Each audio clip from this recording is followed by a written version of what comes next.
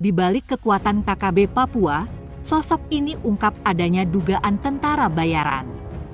Kelompok kriminal bersenjata, KKB, Papua dikenal dengan kelompok kriminal yang sadis dan berani. KKB Papua tak segan-segan melukai hingga membunuh para musuh-musuhnya. Hal itu dikarenakan KKB Papua melengkapi diri mereka dengan senjata untuk menghadapi para lawan-lawannya. Yang menjadi pertanyaan besar saat ini, dari manakah KKB Papua mendapatkan senjata tersebut? Kekuatan yang ditunjukkan KKB Papua saat ini menarik perhatian dari seorang analis pertahanan, militer dan intelijen, Konni Bakri. Menurut pendapat Konni, di balik kekuatan KKB Papua saat ini ada peran tentara bayaran. Ada organisasi atau perusahaan multinasional di bidang layanan keamanan yang diduga memasok tentara bayaran bagi KKB Papua, sebut Konni dikutip dari berbagai sumber.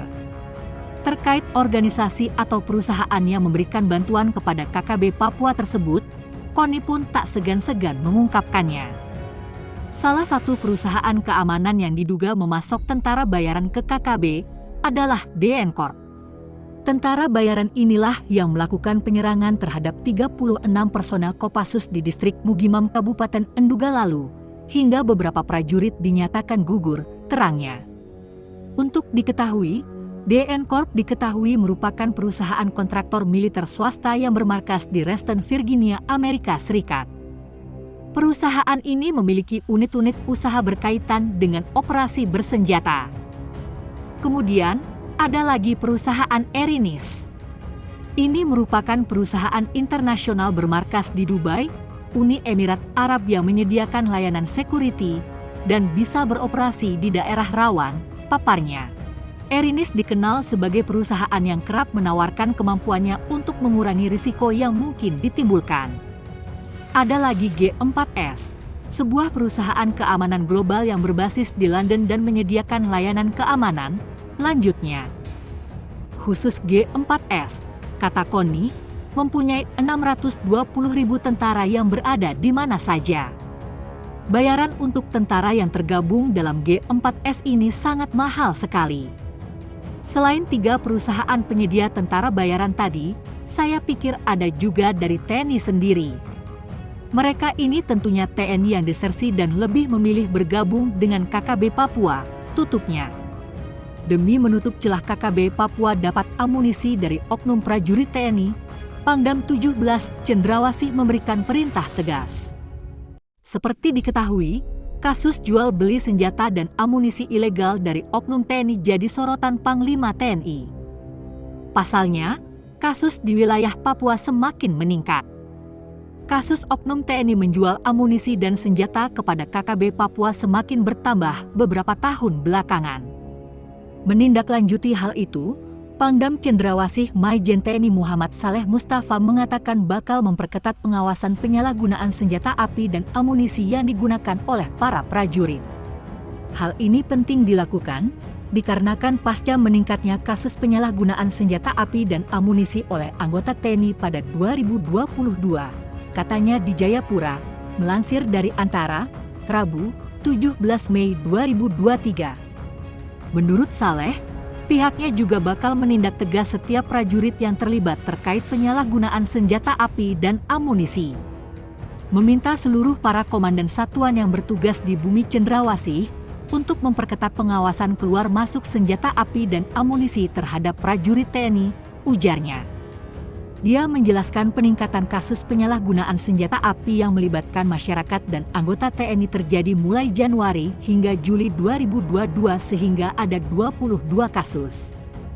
Sedangkan untuk 2023 ada 2 kasus di Kabupaten Jayawijaya sehingga saya tidak akan segan-segan akan menghukum tegas oknum prajurit yang kedapatan memperjualbelikan senjata dan amunisi. Laksamana Yudo Margono mengingatkan bahwa prajurit yang menjual senjata api ke musuh diancam hukuman mati dan dicap sebagai pengkhianat bangsa.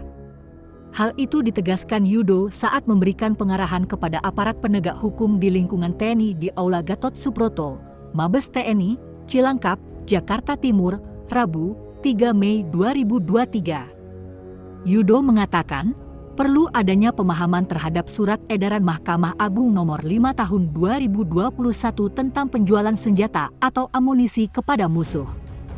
Disebutkan prajurit TNI yang menjual senjata api atau munisi kepada pihak musuh atau kepada orang yang diketahui atau patut diduga berhubungan dengan musuh. Oleh karenanya dapat dikenakan pasal 64 ayat 1 KUHP PM sebagai pengkhianat militer dan ancaman hukuman mati, pidana penjara seumur hidup atau pidana penjara maksimal 20 tahun, kata Yudo dalam siaran pers Puspen TNI, Rabu petang. Panglima Yudo juga memberikan penekanan untuk deteksi dan cegah dini, terlebih lagi terkait penyalahgunaan senpi dan amunisi. Yudo meminta aparat Gakum di TNI tidak menunggu kasus viral baru diproses. Aparat Gakum apabila melanggar juga harus mendapat sanksi yang lebih berat. Pegang teguh rahasia jabatan, hindari laporan kegiatan disebarluaskan melalui media sosial, kata Yudo. Khusus bagi pelaku penjual senpi dan amunisi agar dijerat dengan pasal pidana berlapis dengan ancaman hukuman maksimal, berupa hukuman mati untuk memberikan efek jera dan laksanakan koordinasi dan komunikasi dengan baik kepada sesama aparat penegak hukum lainnya, ujar Yudo lagi. Yudo mengatakan bahwa kasus penjualan senpi oleh oknum prajurit meningkat dari tahun ke tahun. Perkara penyalahgunaan senjata api dan amunisi yang terjadi di seluruh Indonesia dalam kurun waktu 1 dekade, mulai tahun 2013 sampai dengan 2023 bukannya menurun malah justru naik, ujar Yudo. Dalam 5 tahun terakhir, pelanggaran naik bertahap sampai puncaknya tahun 2022 terdapat 45 perkara penyalahgunaan senjata api dan amunisi. Jadi ada 24 kasus ada yang melibatkan masyarakat dan anggota TNI, yang pertama pengawasan dan pengetatan terhadap keluar masuk senjata api serta amunisi, sehingga harus tingkatkan karena dari Juli hingga Desember tidak ada kasus. Namun kini muncul lagi pada Februari ini menjadi peringatan kepada semua pimpinan TNI di Papua, katanya lagi. Dia menambahkan untuk itu pihaknya mengimbau kepada masyarakat setempat jika mengetahui informasi penyalahgunaan senjata api dan amunisi oleh prajurit TNI agar segera dilaporkan kepada aparat keamanan agar bisa diambil langkah-langkah pencegahan karena kasus penyalahgunaan senjata api akan berdampak besar kepada personel TNI Polri yang bertugas di Papua. Sementara itu, Kasat Jenderal Dudung Abdurrahman tak tinggal diam. Jenderal Dudung memberikan perintah untuk melakukan pengawasan super ketat. Kepala Dinas Penerangan TNI Brigjen TNI Hamim Tohari mengakui kasus penyalahgunaan amunisi dan senjata ilegal oleh prajurit di Papua meningkat beberapa tahun belakangan ini.